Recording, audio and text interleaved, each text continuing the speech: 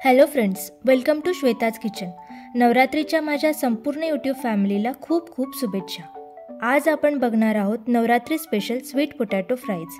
ही recipe खूप easy, simple आणि झटपट होणारी आहे। या रेसिपीला लहानांपासून मोठ्यांपर्यंत सगळेच खूप एन्जॉय करतात आणि व्रत असेल किंवा नसेल तरीही तुम्ही या रेसिपीला बनवू शकता। तर या नवरात्रीला नक्की ट्राय करा ही रेसिपी आणि त्यासाठी व्हिडिओला शेवटपर्यंत बघायला विसरू नका।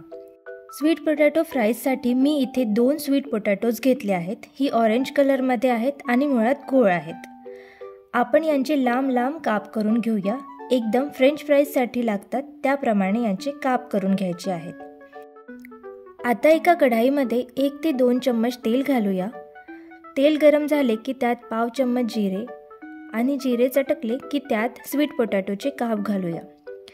आता यात पाव चम्मच मिरेपूड घालायची आहे आणि याला छान एकत्र करून घेऊया।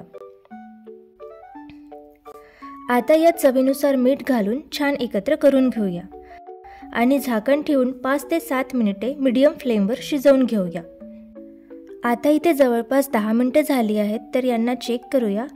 हे फ्राईज इथे छान तयार झाले आहेत। आपण यांना जास्ती शिजवले तर ते स्मॅश होतील, त्यामुळे स्वीट पोटॅटो थोडे सॉफ्ट झाले की इथे आपल्याला गॅस बंद करायचा आहे।